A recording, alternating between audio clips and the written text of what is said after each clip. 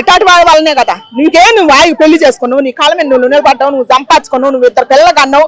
నీ వాళ్ళకి ఇప్పుడున్న తరం ఉండొద్దా? రేపు నీ పిల్లలైనా ఉండొద్దా? ఇట్లాంటి నేర్పిస్తే ఏమి నేర్చుకుంటారు అసలుకి? భవిష్యత్తులు పాడు చేసుకోవటమే కానీ అనసూరి లాంటి వాళ్ళు ఇటు చెప్పకూడదయ్యా. ఇటు చెప్పకూడదు, సమాజం పాడైపోద్ది. ఇప్పుడు పిల్లల భవిష్యత్తులు ఆగమైపోతున్నాయి. మన పిల్లల భవిష్యత్తులు మనమే పాడు చేసుకుంటే వచ్చే తరానికి ఇంకెవరు చెబుతారు? ఇంకెవరు నేర్పియాలా? మోడర్న్ వ్యవస్థను తీసుకొచ్చేసి ఇప్పుడు చాలా మంది సాఫ్ట్వేర్ ఎంప్లాయీస్ వచ్చి వీళ్ళు కూడా ఇదే కట్టు బొట్టు అనేది కామన్ గా ఫాలో అవుతా ఉన్నారు కదా. ఇండియన్ లో కూడా ఇండియన్ కల్చర్ లో ఎవరు ఫాలో చేయటం లేదు. దయచేసి ఇది ఒకటి అర్థం చేసుకోండి, ఎవరు ఫాలో చేయట్లేదు. సొంత విషయాలు, వ్యక్తిగత విషయాలు ఒక 10 మందే తీసుకొస్తారు. అందరూ ఎవరు ఫాలో అవుతారు? 90% ఎవరు ఫాలో కావట్లేదు, ఒక 10% ఫాలో అయ్యేది. ఫాలో అయ్యే సమాజానికి భ్రష్టు పట్టిస్తారు అనమాట. భ్రష్టు పట్టించి పిల్లలు ఇప్పుడు చదువు అని చెప్పి హైదరాబాద్ వచ్చి సిటీలకు వచ్చి భవిష్యత్తు పాడు చేసుకునేది. ఎందుకంటే ఇట్లాంటి వాళ్ళ మాటల వల్లనే.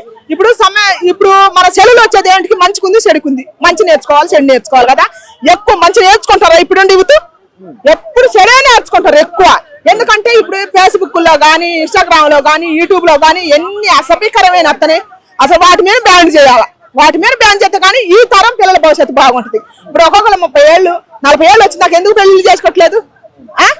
ఎందుకు ముందే సంసారం గురించి, కాపురం గురించి తెలుసుకొని పెళ్లిళ్ళు ఎందుకు చేసుకోవట్లేదు? జీవితం మీద అసహ్యం పుట్టే కదా.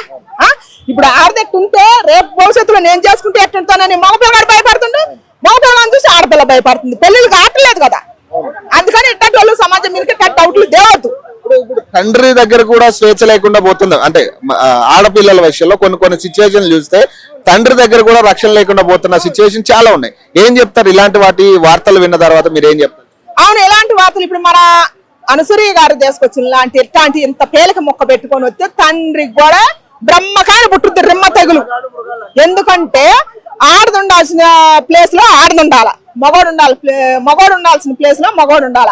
అంతగా మించి అరాచకం నడిచినప్పుడు అప్పుడు పోరాటం చేయాలి. కానీ మనం ఉండే తిరిగి మనం ఉండకుండా ఇంత పేలకేసుకొని నేను ఏమి లేకుండా నా అందాన్ని అభిషేకం చేయండి, లేకపోతే మీ మృగాళ్ళు అని మాట్లాడుతూ ఎంతవరకు కరెక్ట్? దీనివల్లనే కదా, దీనివల్లనే తండ్రికైనా మొన్న తోడబుట్టిన అన్నంట, తోడబుట్టిన చెల్లెలు వినటానికి కూడా అసహ్యంగా ఉంది, చెప్పడానికి కూడా అసహ్యంగా ఉంది. ఎడిపోతుంది మన సమాజం. మనం ఏం మెసేజ్ చేయాలా? ఇట్లా జరుగుతున్నాయి సమాజం మీద, సామాన్య ప్రజలు ఇట్లా జరిగిపోతున్నాయి. అమ్మా మీలాంటి వాళ్ళు ఏసీ రూముల్లో కూర్చొని, ఏసీ కారులలో నువ్వే లేకుండా కట్టేరేసుకొని తిరుగుతున్నావు. ఎంట ఎవడబడరు, కారులో దూరి జరబడరు కదా. మాలాంటి సామాన్య పిల్లల భవిష్యత్తులో ఆగమైపోతున్నాయి. తల్లి నీ ఆలోచన సమాజం దేశ రాకూడదమ్మా అని నేను అనసూయ గారికి చెబుతున్నా.